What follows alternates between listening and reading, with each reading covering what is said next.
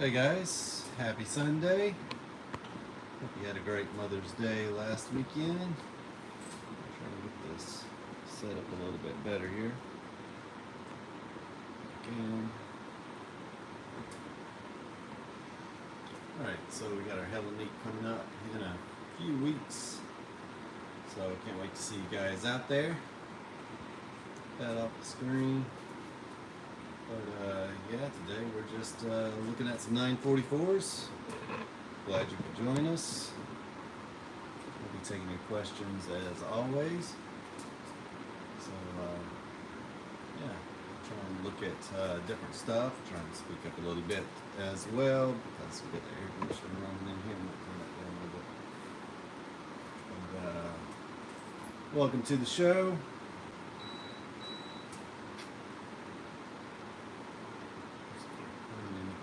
To, but,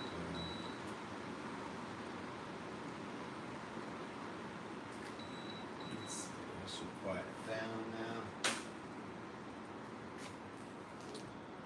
Alright guys, what are you working on today? We've got a lot going on around here. Hotspots Motor says good afternoon. Well, good afternoon to you as well. Didier says, hi Brent. Well, hi Didier, welcome to the show. I'm gonna get started here in just a moment. It's nice and warm outside today. It's a beautiful day outside actually.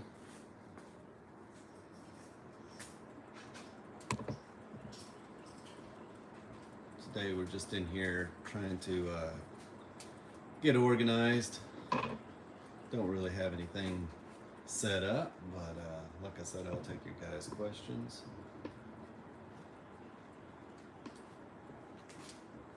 I've been working on this 84 944 back here this week. It's turning out really nice.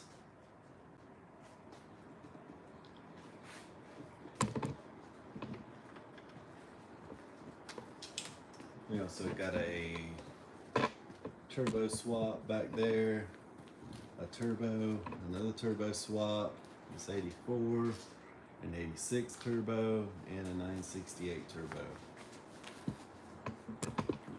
And then I got a few more cars outside, of course, being test driven. Hopefully they'll go home soon, but that's what we got in the shop right now.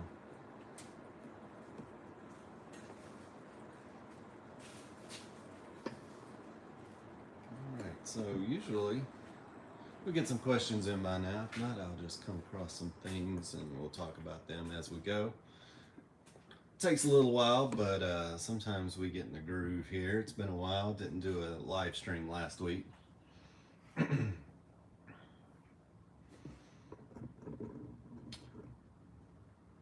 Sometimes I end them right as they're starting to get good, but a lot of times I have to run off and do other things.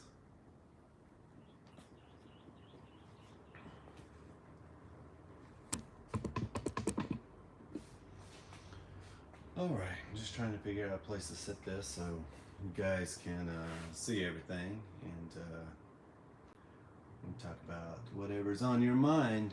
Let's see. Early 85 heater control selector with the wire. Don't know how to secure the little hold down. So, good question. These things are not fun whatsoever. First thing you want to do is remove the intake to get to it.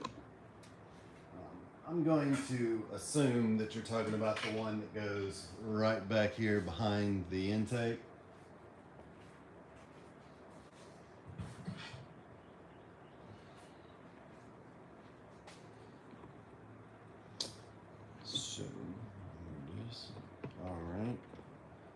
So I can see it already with the intake removed. It's right here, and I might take you outside of take you guys out of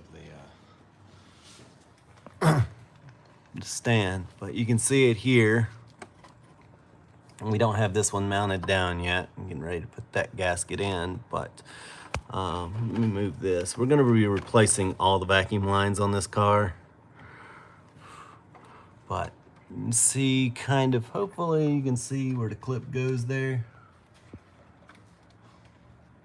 Basically, you're gonna put the cable in first, then you're gonna put that clamp over there, and if it's a brand new cable, you're gonna struggle to clamp that down. You're gonna need the intake off, and you're gonna need a pair of pliers to clamp that down. And then what I like to do after doing that is use a zip tie to go around it, so that way it just doesn't pop off again, because any little thing will just pop that clip back off again. But it's not straightforward. You have to, you'll notice that one side kind of looks like something you can stick your thumb underneath, so that's going to go over the cable like this, and you're going to have those two little pressed in parts on there.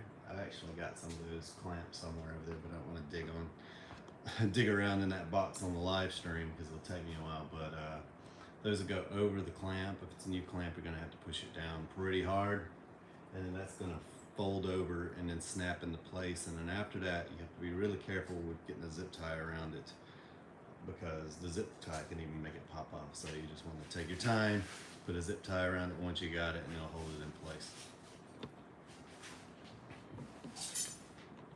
I have many times had to go back in and remove the intake just to get that stupid thing back on there, but it's doable.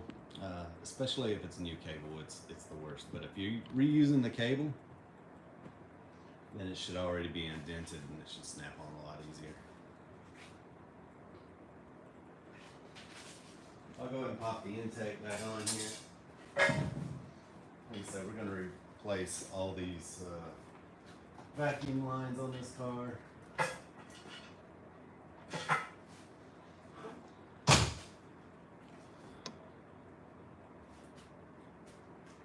Okay, if you're reusing the cable, you should see the indent where it snapped around it, and so that one's going to slide down in there, and fold it over and snap it into place.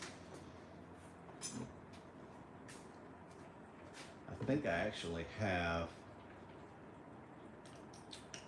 the clip and a brand new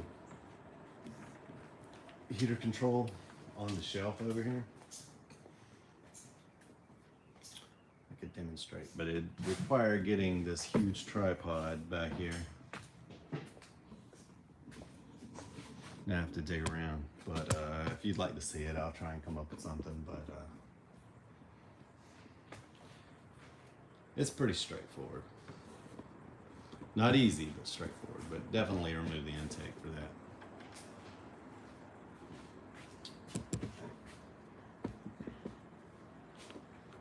Alright, now we're crooked. Why are we crooked?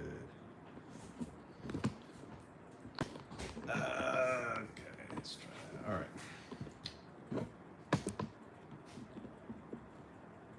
(924SEU), no smoke when cold, some white smoke when hot. Injectors, head gasket, CO level at 1.2%. Let me see if I can get this thing straightened back out here. So, could be a lot of things. What does it smell like? Does it smell like burning oil? Or does it smell more like fuel?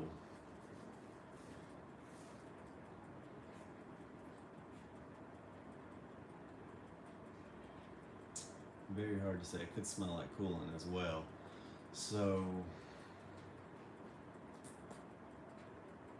no oil odor, so it's probably fuel. Could be that it's running a little too rich, maybe leaky injectors. You need less fuel once the engine warms up. No fuel smell. So if you have, a lot of times if you're going to smell coolant in the oil, you're going to have like a lot of pressure in your coolant system, just to the compression getting in there. So, but there is something that I've seen a lot of times. If the oil is just a little overfilled, it'll get sucked up through the air oil separator and it'll burn. Usually they'll do it anytime though, especially, you know, going up a hill or something. So could be overfilled on oil, and then that just gets pushed out into the intake. But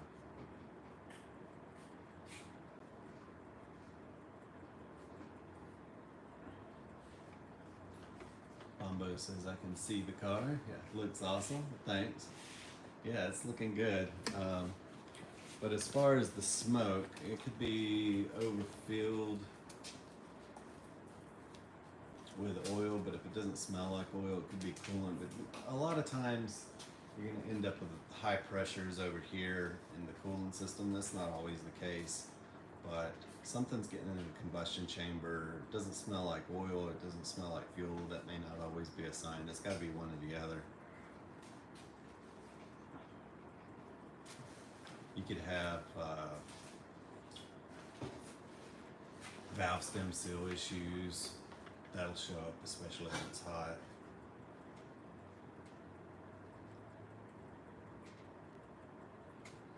It's one of those things with these older cars. So we like to go in. This is an '84, and as far as we could tell, no one had ever been in this engine.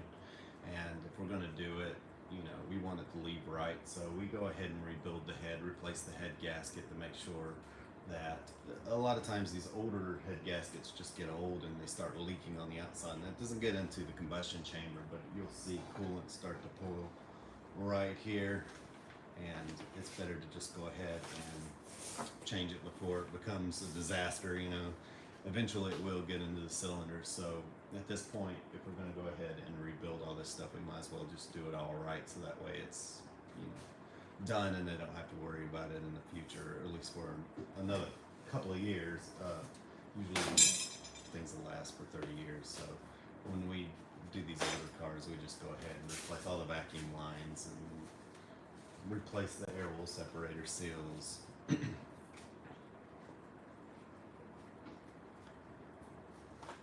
Bamba says I have a project car as well. It was a AR92 Truno, pretty reliable as a Janie. Awesome.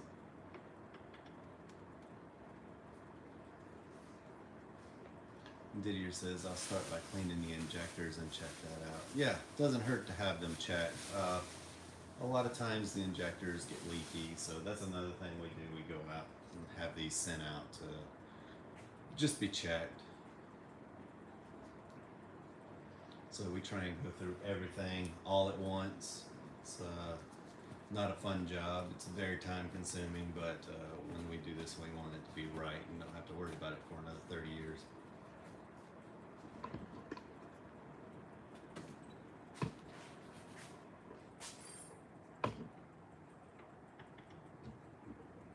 Yeah, no problem.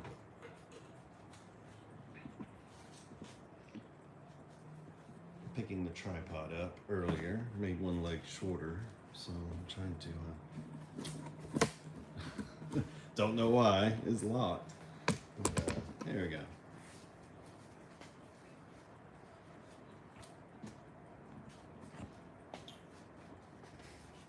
So how's everybody's Sunday? Has everybody else got some great weather? It's absolutely beautiful here in Charlotte.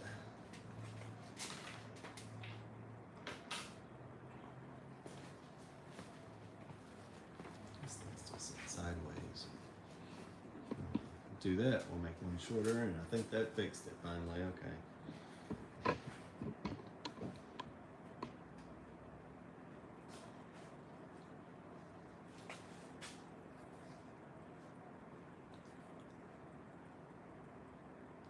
Hotspot says it's great in Raleigh. Yeah. Awesome. Yeah, it's nice and warm outside. A little bit warmer than I like. It says it's what, 80 degrees. Come up. Yeah, 80 degrees here. Bumba says having a German car is a pain, but I know knowing the way around them is mad skills right there. Neighbor's got a BMW 3.6 because he gave up on the maintenance. Yeah. I play it pretty safe on these. Working on the Porsche 944s are a lot easier than working on a lot of BMWs. these cars can be pretty bulletproof once you get them together right. Over the years, they've had a lot of deferred maintenance. So you see that a lot on Porsches. But once you get them right, they're pretty reliable. I don't think that I see too many issues with these that can't be solved by fixing little things. I've seen cars that I bought that were in a scrapyard, and I bought them cheap and then got them back to my place, and it was just the sensor wiring back here. You just put a new plug on it, and the car runs perfectly. But somebody gave up on it. But with BMWs, especially the E36s, you get up into like the 2000s with them, they kind of got all that stuff, the variable valve timing. A lot of people just don't want to fix them. It gets a little bit over their heads, but don't really have that problem with these cars. They're pretty straightforward.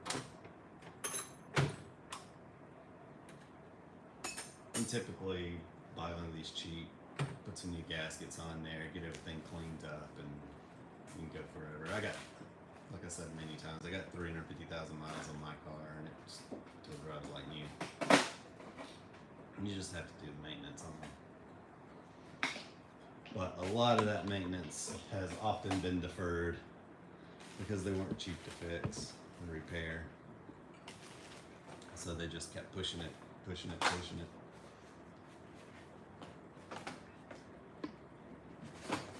That's the problem with a car that runs well. People will just put off stuff on it. With a car that breaks down, you'll hear, oh, well, I replaced all these things and it still doesn't run. Well, that's just an unreliable car. But a car that runs well, they'll say, I haven't done anything to it in years.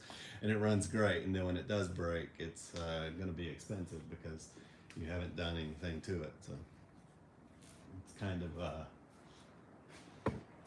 just the way it goes sometimes.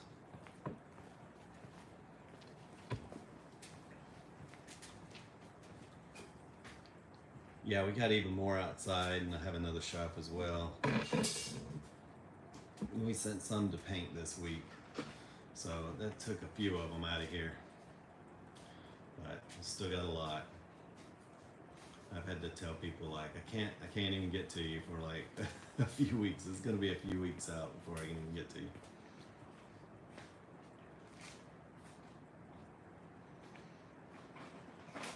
Don says, good afternoon, everyone. Good afternoon, Don. Hope you're having a great day and the weather's nice where you're at.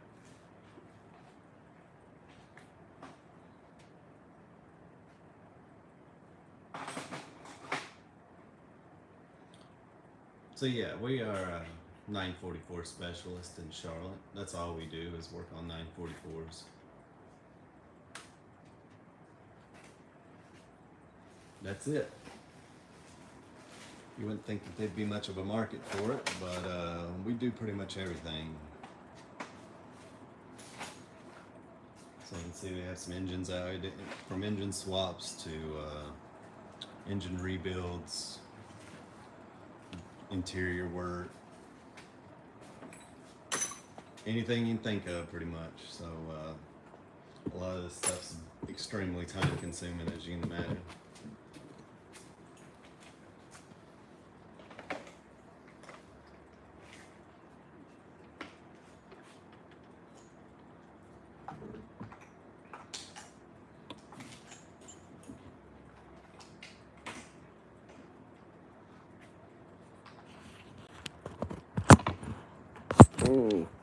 Take this down again. Let's flip you around. Come on. There we go.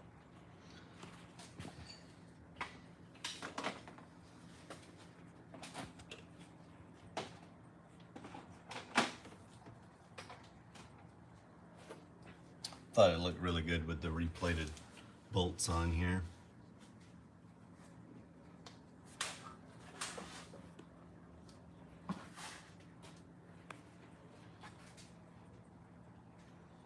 So in this case, we went in and also repainted the engine bay, replaced the foil on the back of the firewall there.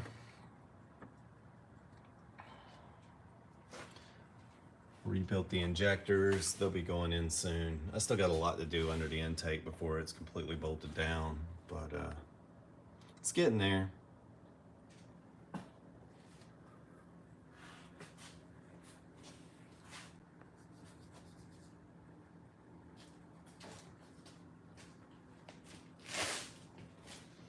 can see the water pump here.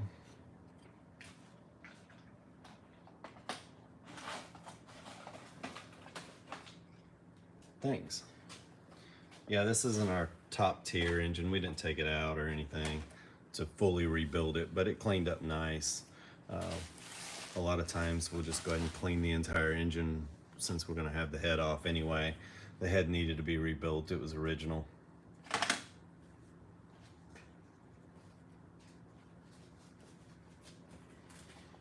While we had it off, the owner had us sent some powder coated pieces to match the rest of the car. This car will be painted.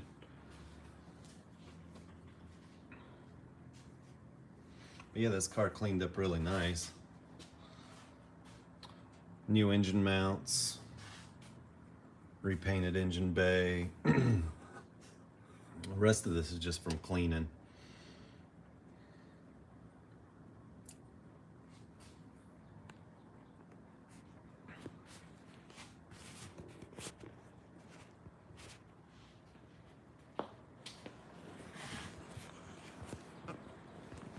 Yes, we focused only on the Porsche 944 series. Like I said, it's surprising that we get so many cars, but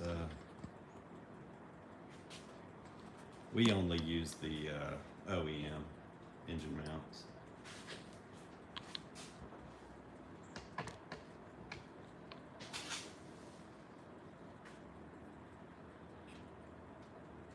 Still on the way to do it and make everybody happy.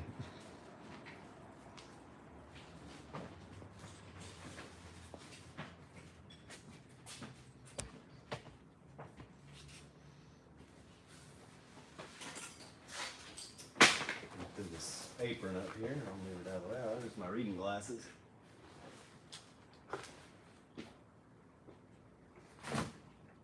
Yeah.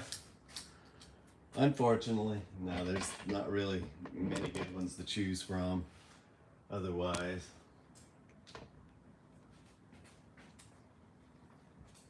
But we got a turbo here. It's almost ready to hit the road again.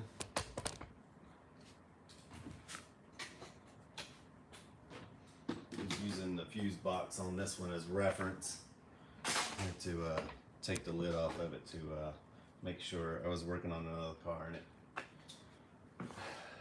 had the fuse box tore apart on it. I just want to make sure I got everything back to where it belongs, because it's great that it tells you where the relays are located, but it doesn't tell you exactly what relay goes in there. I mean, you look at the plugs, but sometimes there's 5 prongs on the board, but only needs a 4-prong relay, so it's better to just check another one and go, okay.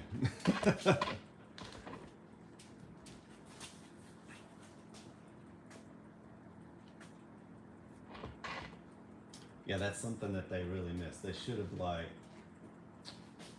actually had the part numbers of the relays on there. I mean, they're generic relays, but like I said, sometimes there'll be a 5-prong on the board, but then it only needs a 4-prong plug, depending on your region. So it's really a miss that they could have told us exactly what relay was needed for that socket sometimes.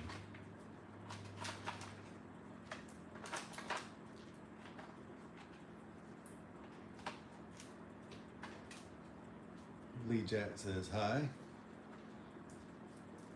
How are you doing? Is there anything you guys would like to see? Usually we get in the groove by now. We got 30 people in here. Hopefully we'll get some questions rolling in and have a little bit of fun. Sometimes it takes a little while. I just try and keep rambling because the people that watch these back sometimes go, nobody's saying anything, it gets kind of boring. So I'm just trying to keep it going. And sometimes I find some interesting stuff to talk about, but it's been an interesting week. But so yeah, if you guys want to stay and hang out, it's not like I can actually see who's here watching, so it just tells me numbers and figures of how many people are in here, but I can't actually see any of you guys.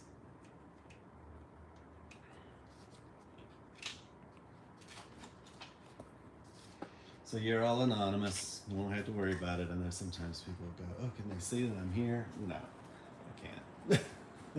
Not unless you comment. And even then, I don't have to read your name. But,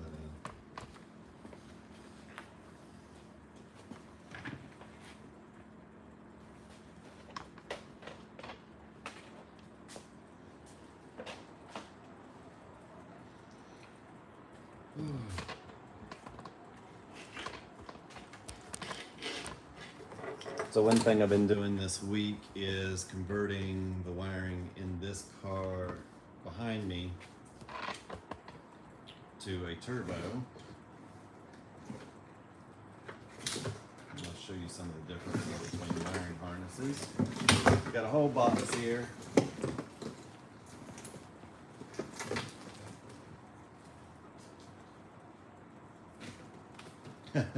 Mind giving us a little pop-up headlight show?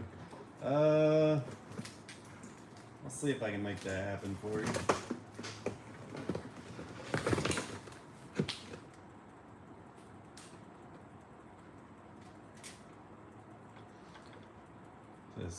It can pop up with the car is off as well, right?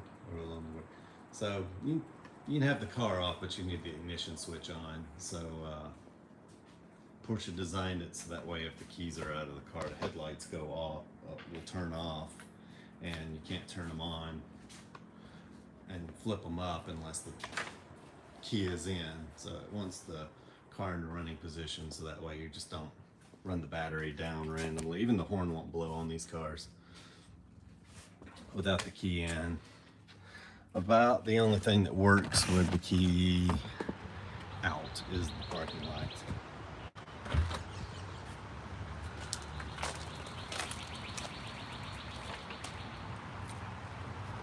I'll see what I can do for you. I got my van parked here. It's going to be really hard to get in there and show you guys, but yeah, I'd have to move my van and everything.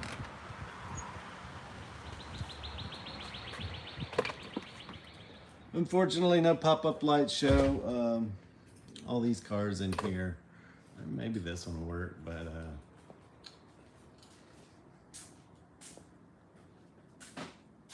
I might be able to do it on this one. I was going to take you out and do it on one of my cars, but yeah, not the case. Got too much stuff in there. Hotspot Motor says, after working on the heat, the AC is next. Absolutely, yeah, it's gonna get hot. It's already getting hot. Bombo says, I see in Japanese cars, mostly you can pop up the headlights even if the key is in the ignition switch, push a button and it'll pop. Yeah, in my RX-7 I even had a switch dedicated to just popping up the headlights if you didn't want to, you know, turn the lights on. Yeah. So even if you didn't want to turn the lights on, you could just flip them up, drive around with the headlights on. The Porsche isn't that way. You have to turn the headlights on, and then you have to turn the headlights back off, but leave the park lights on.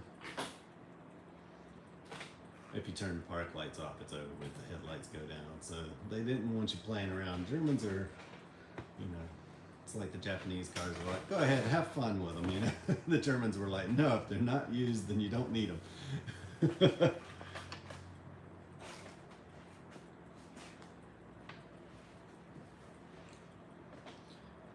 Tom says, diagnosing the issue in the 88944, the injector's not firing. Key in the on position has 12 volts on both connector terminals.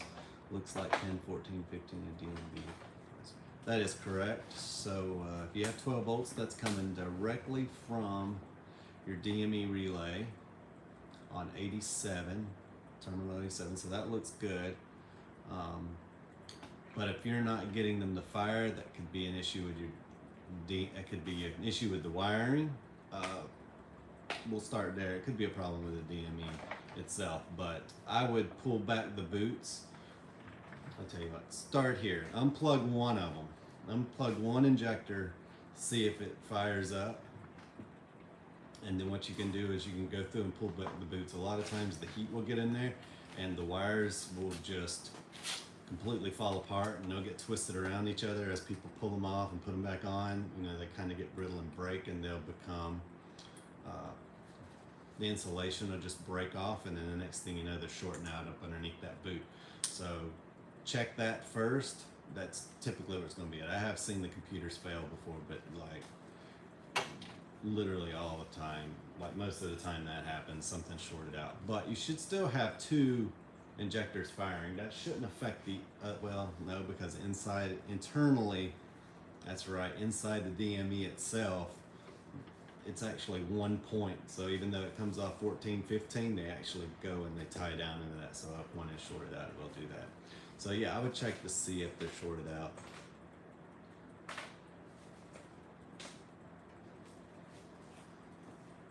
Henry says, what's your opinion on the 5.5?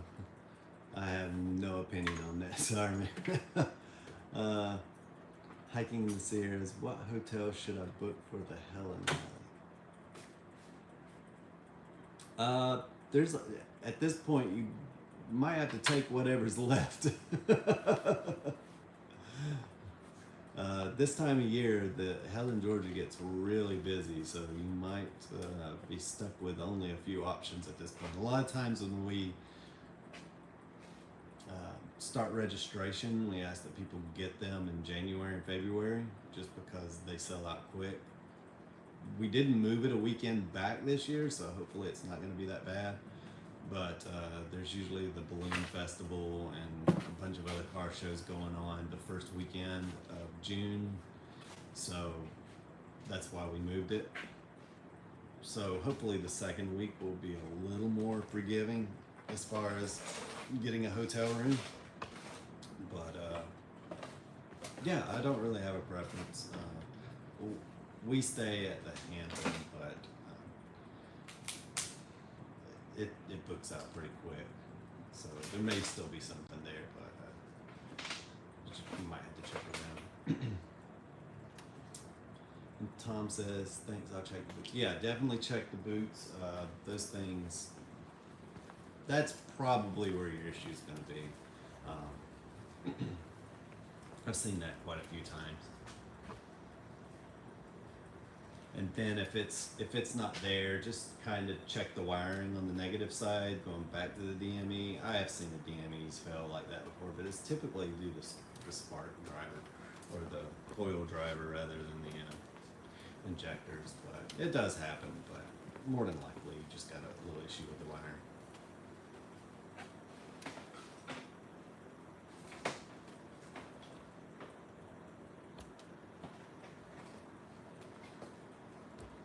All right, let's see if we can make a pop-up light show.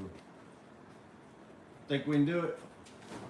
Yeah, probably. I don't even know if the lights work on this car. The key should be in the car.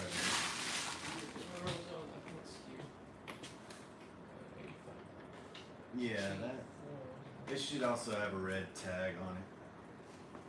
So this one's the one that just came in. Yeah, just see if it's in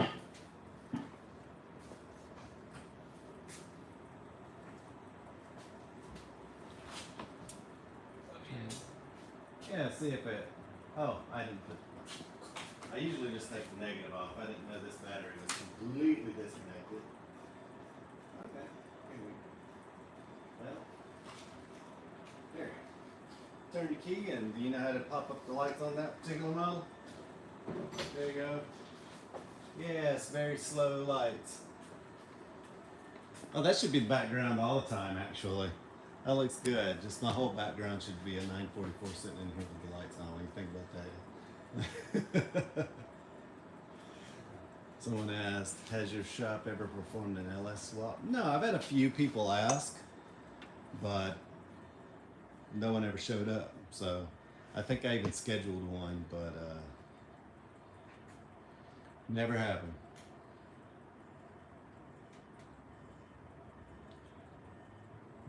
Let's go back up.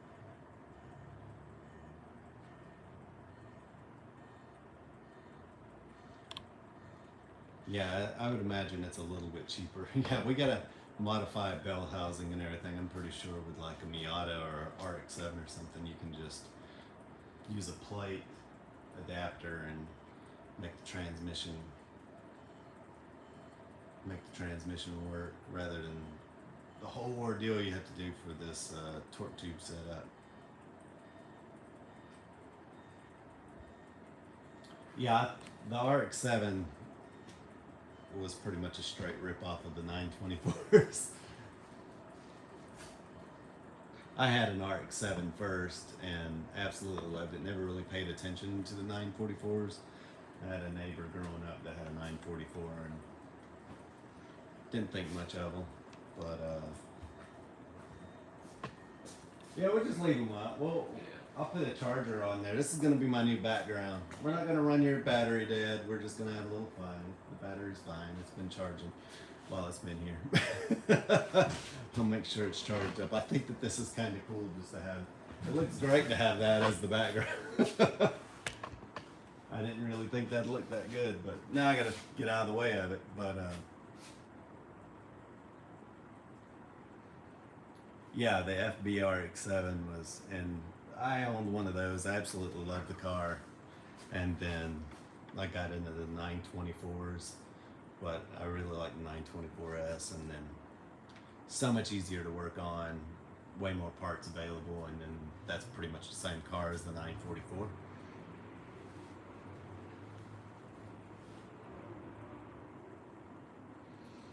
Someone said, Subliminal says, I had someone try to tell me that my 944 was an RX-7. No, I had when I got in the accident, like they had actually wrote it was like a Mazda on there. And I was like, no, it's a 944. So I've been there. You don't want your car misidentified when they got to pay out insurance, you know.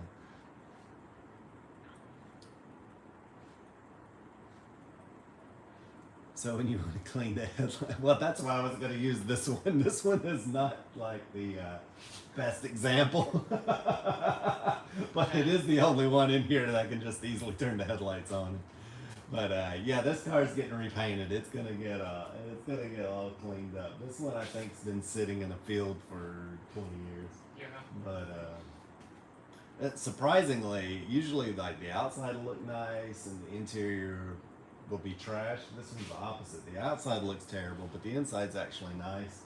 And everything works. You just got to change some bulbs. We'll upgrade the headlights and probably put some LEDs in here, make it look nice, and get it painted. But take some of this stuff off here.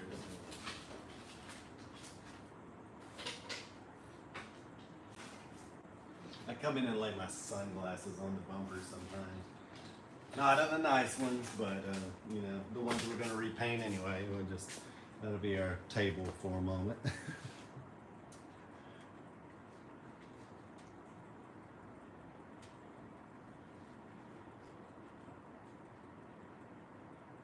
Yeah, I thought this was a great background. Now I need to just get like a car on a Lazy Susan just going around, and that could be the background for this.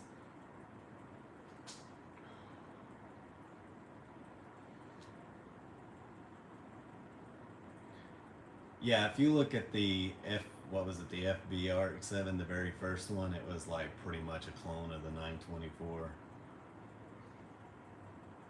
And then I think they changed it after that. But the FCs are beautiful. Oh, FD. FC is the one FB was the first gen. I like those. The FB, I should say, the one that came after that, I wasn't really in love. It's like a 944 and a 928. We're kind of like smushed together like Play-Doh. But the FD RX-7, those were incredible cars, beautiful cars.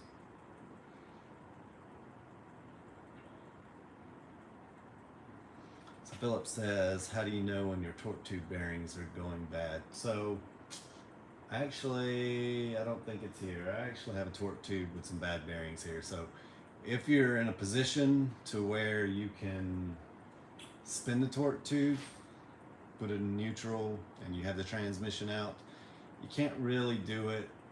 I guess you can kind of do it with the car idling in neutral with the clutch out. You'll hear like a clacking. It'll just kind of go. It'll make noise. So the bearings in there, from what I can tell, are kind of like shopping cart, kind of those caster type bearings. You'll hear them and they'll go zzz when they're good, and when they're bad, they squeak and they just make all sorts of noise. So if you're hearing any noise from the back, yeah, your torque tube's probably wore out. It's easier to identify if you either have the engine out or the transmission out, and you can just spin it by itself. That way you're not hearing like a noise from the transmission, because the input shaft is still going to spin in the transmission, and you might be hearing something in the transmission that's kind of throwing you off. But even if it's easy to spin, you should be able to hear something. But it should spin. The ones that are worn out are kind of a little harder to spin, but you wouldn't know that if that's the only thing you had to gauge it by. But you should be able to just take a torque tube and spin, and it'll spin all day. It shouldn't make any noise.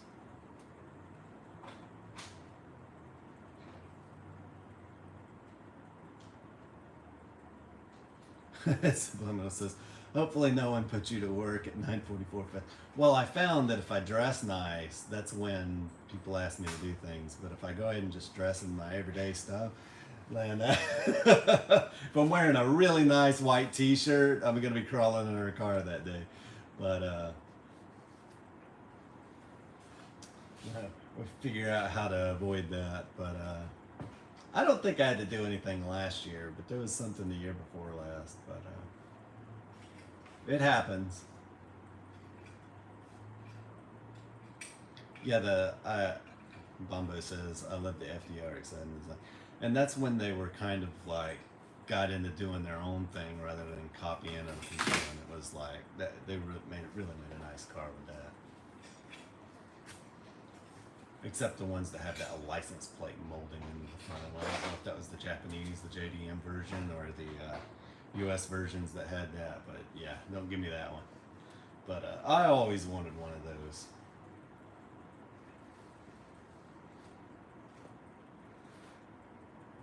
Instead, I ended up with a bunch of 944s, and that's okay too.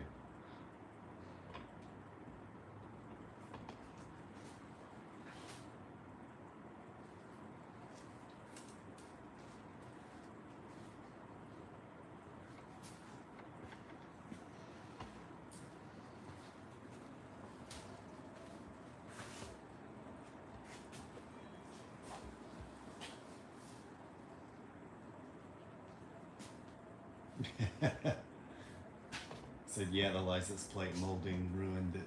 Yeah, absolutely did. And I don't know what market. Sometimes I see them without it, and sometimes I see them with it. I don't know if it's a JDM thing, and being that it's a JDM thing, a lot of people here in the US will specifically get that bumper just to put that on there. But yeah, don't like that one.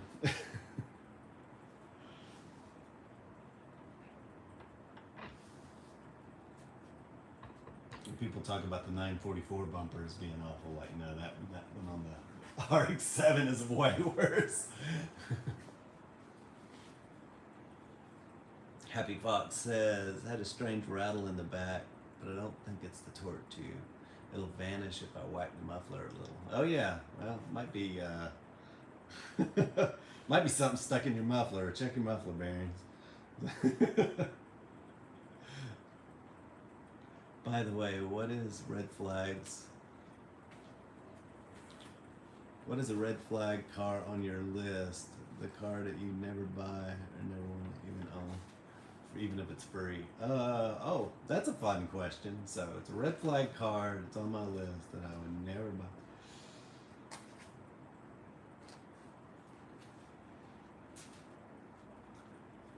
That's a really fun question. Let me think about this. Max, do you have one? A car that's just like I would just never have that car. I know some pretty good cars. Yeah. That's like, oh man, I might buy that, and then you think about it a little bit, and you're like, nah, there's no way. Yeah. I feel like anything that's been neglected. Yeah. Really, no matter what Well, it is, yeah. it's just gonna be full of trouble. Yeah, that goes for anything. At least with the 944s, they're neglected. You can kind of like you can bring those back if they're not not too far gone. But I don't know. I'm kind of that way with the 928s. Like you could give me a really nice 928, and I'm like, oh boy. Yeah. Now I'm having to pay someone to fix that thing because I'm not going to. You know. And if you've ever worked on the electrical systems on this, and that may be blasphemous. A lot of people may go, oh, not the 928s, 11 928s. Like, I've worked on a few 928s and I would never, I don't want to work on them. So it might be, but the 928's far from the worst car though. It's, I mean, you can get those pretty reliable. Yeah. I don't know. There's some BMWs in that list. Yeah. But there's some really good BMWs though. Like I think like 2006. Isn't that the E36 kind of range? Yeah. The E36 is like mid 90s. Oh, okay.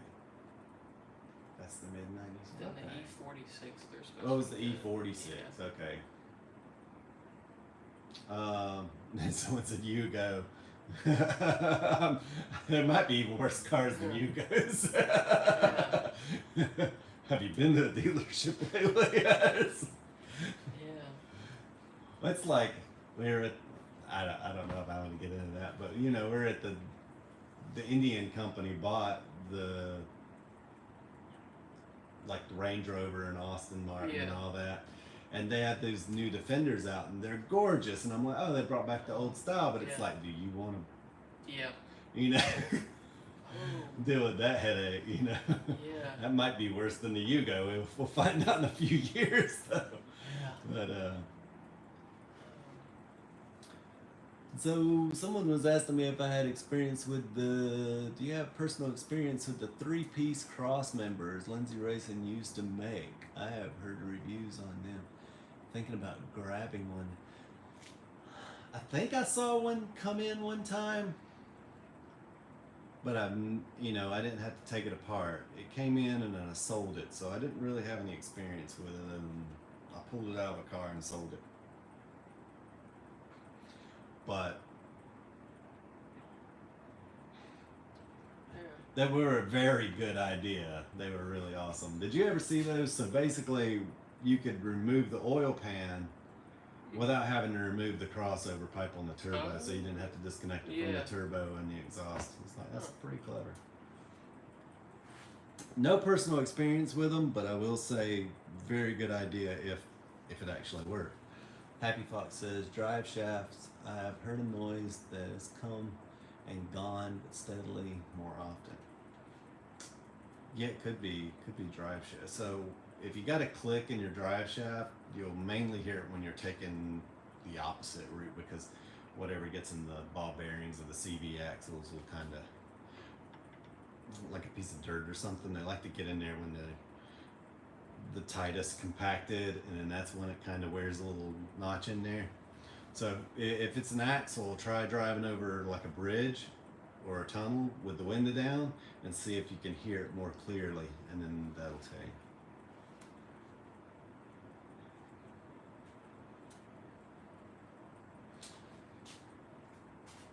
Someone asked, is that a Porsche? Yes, we are a Porsche specialist here in Charlotte, and that's all we do.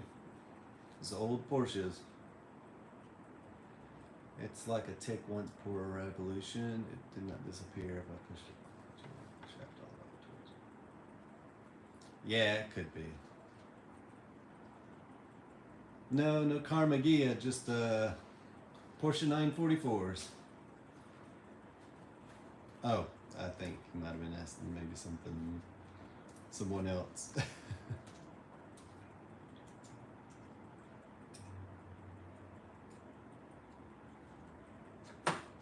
It sounds like you could have an axle issue. Axle issues will start off very, very quiet. So the last time I had an axle go out on me was I was up in the mountains, and every time I'd go across an embankment, I could hear just this very quietly, but I had the windows down. Well, I had the sunroof open, and I rolled the windows down, and every time I'd get close to an embankment and it'd echo off, I could hear a little bit louder, and it was just the axle. Went home, changed it, and that was long before it ever started to click and cause problems. I just knew something was out of the ordinary with it. Oh, so Philip was asking if I'd ever get a Karma Gia. If I was younger, yeah. I think they're beautiful cars. I don't know what they're like to own. I had a neighbor that had one growing up. And that's about all I know of them. Yeah, they've got like similar engines to the pickup. They're just Yeah, they're like to work flat on it. fours. Yeah. So it's like almost a Beetle engine Yeah. body by Carmen Gia. Yeah. Carmen, yeah. Yeah, that's about all I know about it. I mean, that sounds pretty easy to work on. Yeah. But the older I get, the less I want to work on things that I own. I'm just like, you know what? Like, I'm gonna buy something that's just reliable, and I'm gonna stay away from classic cars, and I'll deal with the 944s because like every night the 944s that I own, I'll put a lot of effort into fixing them up, and then I'll have to touch them again. So that's kind of nice. If I've got to get out there and tinker with the carb every day or something, it's like I don't want anything to do. I got a work van, and it's just dead reliable. I never have to do anything to it, but if I do, I'm just like, I can take it to the Chevy dealership. I'm like, look, I'm busy.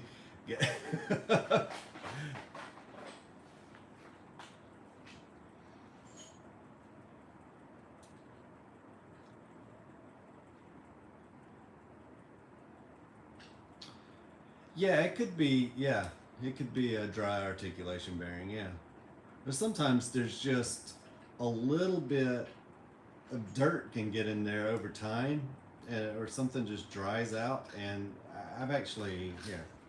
Give me a second. I got some CV axles apart over here. So this is what's inside your central velocity axle, or constant velocity axle, CV axle. And you can see there's like, if you're going straight, the ball bearing isn't going to hit that notch that's worn in there. And it's pretty deep. But when you start to turn, the ball bearing is going to slide up into that notch, and you're gonna see it try and click because it's hitting that and it's not able to turn properly, and it'll just make it click and pop. That's what you'll hear. So before it's like wearing out completely when you're going straight, it's, even though it's not hitting that dead on or directly on there, you can see it's got two of those in there, you're still going to have a sound come from that. So sometimes you get lucky, you take these apart and they're just dry and it has very little pitting in there, and you might get lucky, clean it out really good, get all that stuff out of there, make sure that it's super clean, rebuild it. And then other times you're going to get in there and you're going to find it's like this, and if it's like that, you just gotta, it's time for a new axle.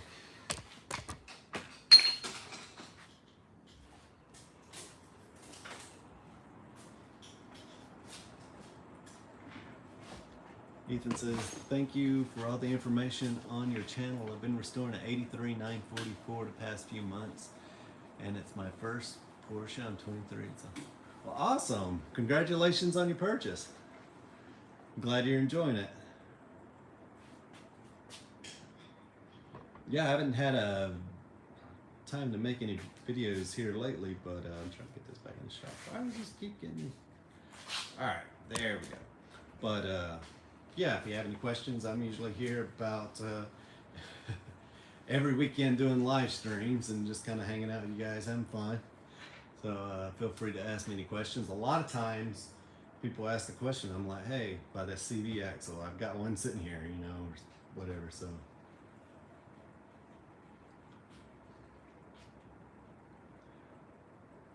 Happy Fox says same axle as the Vito. I believe they are now. There's a bunch of different axle sizes. There's different axles for the automatics. There's different ones for the NAs. Different ones for the turbo. So I believe that they are. One of those is the same as the transporter, but because I've also heard that some of those fit the turbos, and I'm like, well, the NA axle is about this long, and so is the automatic on one side, but then the other side's a little bit longer, I believe. And then the turbos are like a good 6 inches longer than the NA, so it's not sure which one it is. I've never cross-referenced them. I've heard that on forums, but I've never actually cross-referenced to see. But luckily, they're available. Bumba says, I gotta go, but I had fun in your stream. And you just understand. Well, thank you very much. I'm glad seeing you. Hopefully you'll come hang out again next week.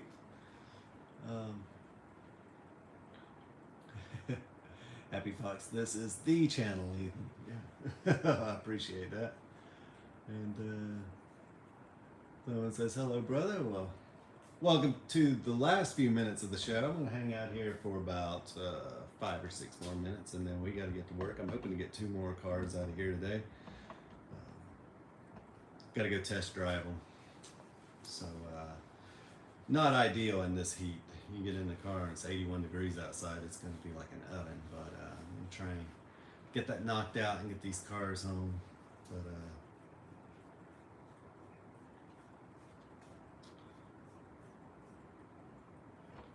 But yeah, guys, I'm really glad you came out and joined us. We still have a good many people in here. If you join in every week, you'll eventually get to see some of these cars get back on the road. So I believe Ethan said that the car that he's working on is an 83, just like that. And so this one here is an 84, pretty much the same car, but his would have a manual sunroof and that's about. Well, some 83s didn't have power steering. Some of them did, some of them didn't. So his 83 probably has a manual steering rack and a manual sunroof. But other than that, pretty much the same cars. What I want to do one day is I may end up doing a live stream on the differences between the turbos and the NAs, and then I'll do one on the early cars and the later cars. That would have been a great show today, but hey, maybe that's what we'll do next week. I'll try and set up something so we can see the difference between that. Is that something you guys would be interested in? Because it sounds like it might be kind of fun, because there's going to be guys out there that have early cars and never seen a later car, vice versa. So maybe we'll do something like that.